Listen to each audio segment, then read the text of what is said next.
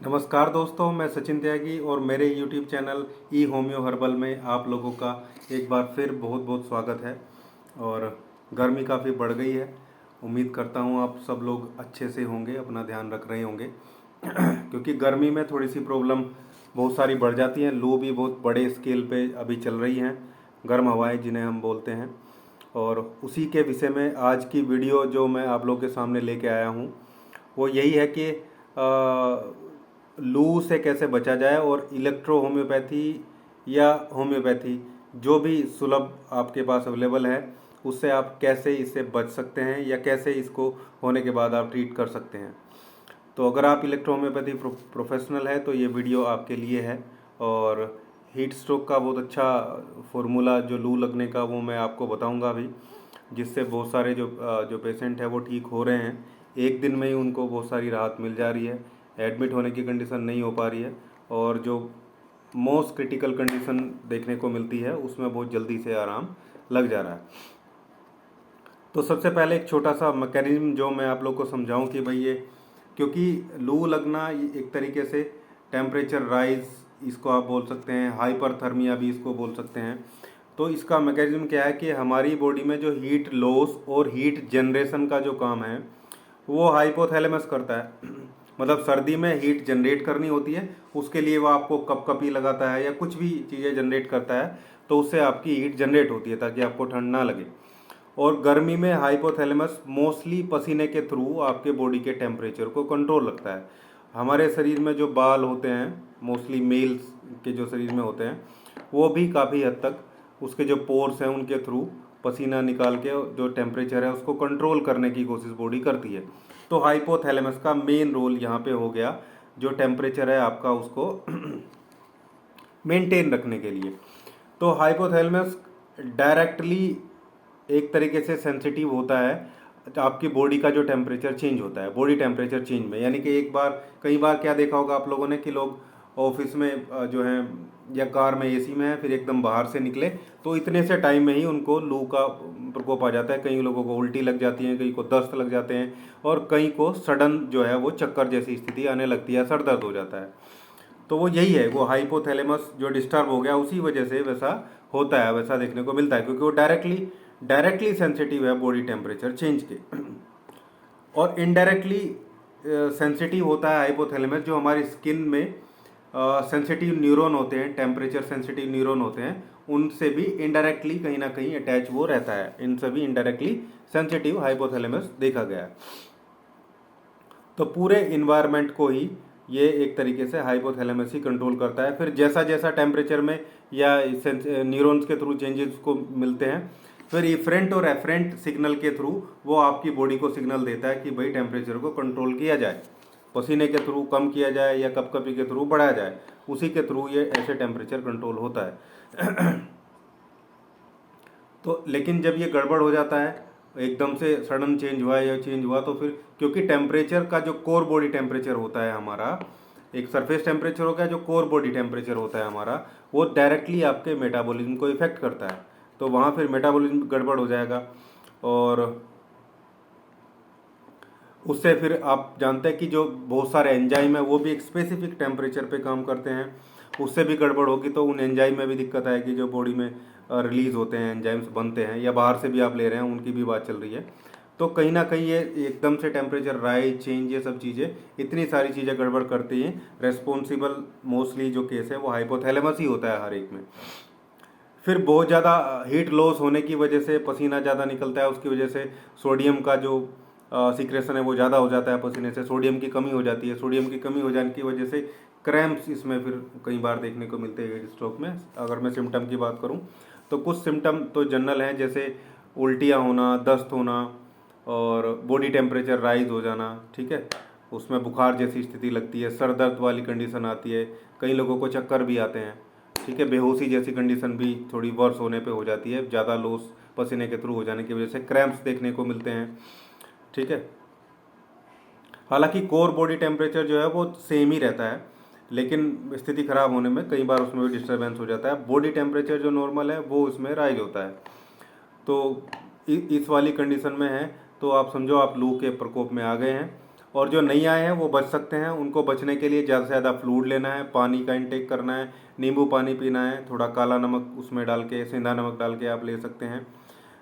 जिनको high BP की समस्या है वो नमक का इस्तेमाल थोड़ा कम करें या ना करें, ये इस तरीके से। लेकिन जो नींबू पानी या दूसरी चीज़ें वो भी कंटिन्यूस ले सकते हैं। तो फ्लूइड की मात्रा कंटिन्यूस रखनी है। Temperature change, sudden temperature change होने से बचना है, एकदम से एसी से, एकदम से गर्मी में। आप गाड़ी में जा रहे हैं, आपको पता है कि आपको थोड़ी देर बाद उतरना है, तो 5 मिनट पहले एसी को बंद कर दे गाड़ी के। एसी को बंद करने के बाद 2 मिनट बाद शीशे उतार दे, टेम्परेचर ठीक से हो जाए जब आप नीचे उतरें। ऑफिस में है तो वहाँ ध्यान रखें, या तो पूरे ऑफिस में एसी चल रहा हो, नहीं तो फिर कहीं भी ना चल रहा हो, ये सिचुएशन वहाँ पे होनी चाहिए। दूसरा, जो लोग खेत में काम करते हैं, मजदूर लोग हैं या किसान लोग हैं, उन लोगों को पानी का ध्यान रखना चाहिए कि भाई पानी ठीक से उनके शरीर में जाते रहे। हालांकि अब जो मॉडर्न लाइफ है वो थोड़ी चेंज हो गई है, लेकिन पहले लोग गुड़ वगैरह पानी के साथ खाना जो काम करते हुए खेत में लेते रहते थे, उससे इलेक्ट्रोलाइट बैलेंस भी सही रहता था और शरीर को मैग्नीशियम, कैल्शियम, दूसरी चीज़ें भी कंटिन्यूस इंस्टेंटली वहाँ पे मिलती रहती थी पानी के साथ में। तो वो चीज़ रखें बचने के लिए। अब हम बात करते हैं कि भाई इसका लक्षण मैंने बता दिए और कारण आपने देख ही लिया है, कारण आपको पता ही है। तो इलेक्ट्रो होम्योपैथ में हम क्या कर सकते हैं? तो सबसे पहले तो हमें कि भाई हाइपोथैलेमस के पास मेडिसिन हमें भेजनी है अपनी, और हाइपोथैलेमस के फंक्शन को कंट्रोल करना है। उसकी वजह से जो सिम्टम आ रहे हैं गड़बड़ होने की वजह से, उनको कंट्रोल करना है। उसी तरीके से हमें रेमेडी को जो है वहाँ पे सेलेक्ट करना होगा। तो इसमें हमें इंटरनल और एक्सटर्नल दोनों तरीके की जो मेडिसिन है, जो दोनों तरीके की जो फॉर्मुलेशन है वो देने की रिक्वायरमेंट पड़ेगी।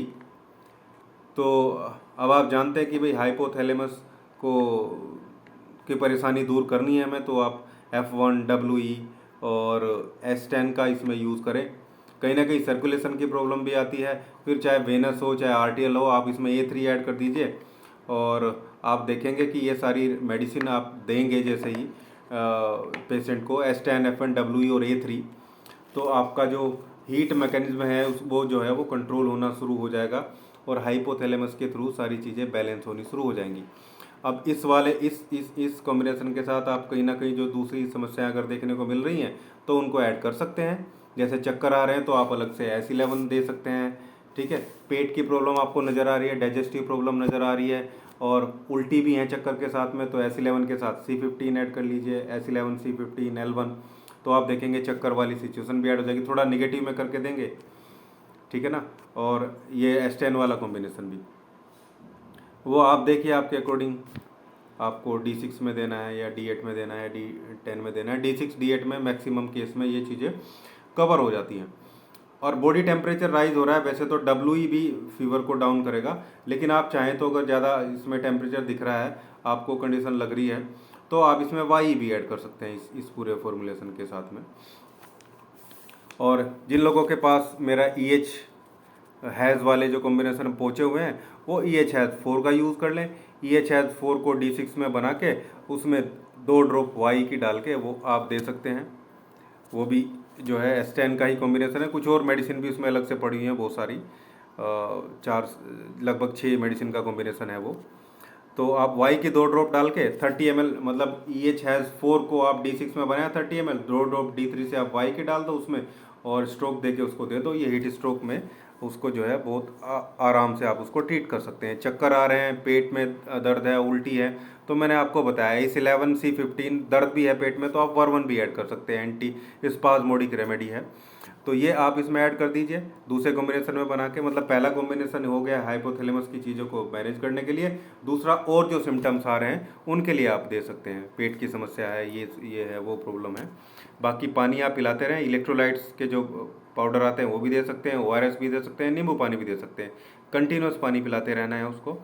और दस्त वाली कंडीशन भी है तो आपको देखना है, मोस्टली हीट स्ट्रोक वाले केस में, लू वाले केस में C13 ज़्यादा काम करती है C15 के मुकाबले। आप चाहें तो चक्कर, उल्टी, दस्त सब हैं तो S11 C15 और वर्वन अलग से दे दो उसको, पेट दर्द और दूसरी क्रैम्प वाली सिचुएशन के लिए। और जो हमने हीट स्ट्रोक के लिए बनाया S10 F1WE A3 Y, इसमें आप C13 को ऐड कर सकते हैं अगर आपको लगता है तो वहाँ पे सिचुएशन वैसी आ रही है कि दस्त वाली कंडीशन बन रही है तो, या दस्त का फॉर्मूला पहले भी मैंने बताया हुआ है, वहाँ से आप देख के उसको ऐड करके दे सकते हैं। बहरहाल ये है। बाकी जो अगर लू से बचने वाली बात करें हम कि भाई बचें कैसे, तो S10L1A3 वाले फॉर्मूले को यूज़ कर लो, या जो S10 वाला फॉर्मूला मैंने आपको दिया है इसको आप D5 में कंटिन्यूस 10-10 बूंदे दिन में 3 बार ले सकते हैं। ये आपको लूप को जो है बचा के रखेगा, मतलब हाइपो और हाइपर दोनों कंडीशन को D5 जो है वो मैनेज करेगा। हाइपोथैलेमस की जो ओवर या अंडर एक्टिविटी है उसको ये मैनेज करने का काम करेगा। इसके अलावा सर में दर्द होता है, चक्कर आते हैं, मेनली यहाँ से चीज़ें उठती हैं, तो एक्सटर्नल कॉम्बिनेशन बहुत ज़्यादा इंपॉर्टेंट इसमें हो जाता है।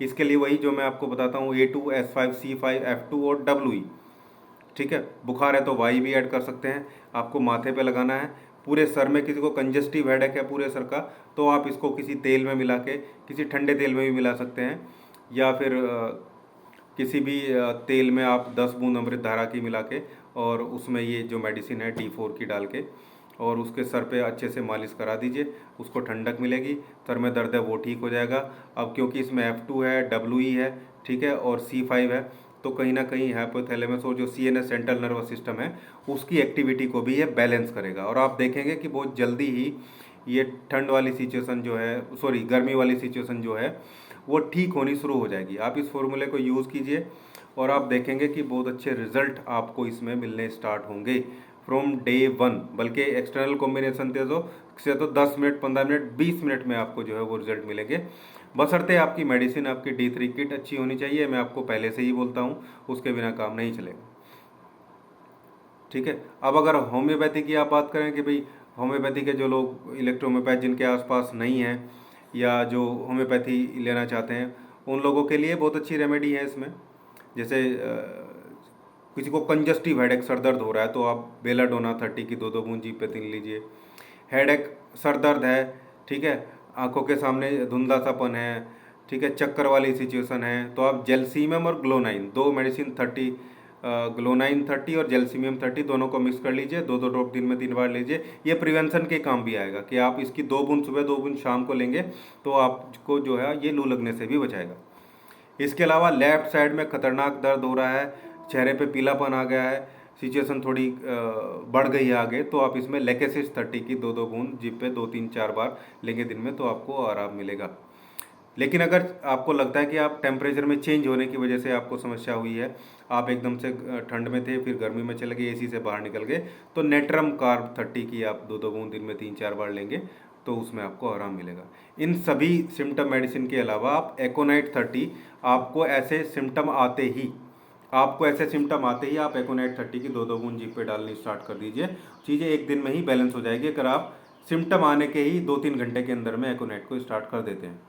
हाँ, तो हमारे पास क्या है, हमारे पास F1 है। आप देखिए क्या किसी की ज़रूरत पड़ती है, आपको नहीं पड़ती। आपको बेलाडोना की ज़रूरत भी है तो C13 भी आपके पास है। वैसे तो F1 और WE का इतना अच्छा कॉम्बिनेशन है कि जो शायद ही कहीं सेंट्रल नर्वस सिस्टम में इतना अच्छा कॉम्बिनेशन ट्रीट करने के लिए कहीं किसी भी मेथड ऑफ ट्रीटमेंट में मिलता होगा। तो इलेक्ट्रो होम्योपैथी यूज़ करते रहिए। मैं तो जो व्यूवर्स हैं उनको भी बोलूँगा कि अगर आपके पास कोई इलेक्ट्रो होम्योपैथ प्रोफेशनल है, आपको लू लगी है, तो आप उसके पास जाइए, ये जो मैंने बताया ये लिख के वो आपको बना के दे देंगे, तो इससे क्विक रिजल्ट आपको मिलेंगे। जैसे मॉडर्न मेडिसिन साइंस के मिलते हैं कि गोली ली और 10-15 मिनट, आधे घंटे में आराम हो गया, वैसे ही हमारी मेडिसिन से आराम होता है। तो ये था दोस्तों लू लगना, उसका इलेक्ट्रो होम्योपैथी में कैसे हम ट्रीटमेंट कर सकते हैं। और उम्मीद करता हूँ आप लोगों को अच्छा लगा होगा। अच्छा लगा तो लाइक कीजिए, शेयर कीजिए, चैनल को सब्सक्राइब जरूर कीजिएगा अगर आपने अभी तक नहीं किया। अगर आपने पहले चैनल को सब्सक्राइब कर रखा है तो आप लाइक का बटन दबाइएगा और वीडियो को शेयर कीजिएगा उन लोगों को जहाँ तक आपको लगता है कि उन लोगों के पास वीडियो पहुँचने की रिक्वायरमेंट है। Thank you.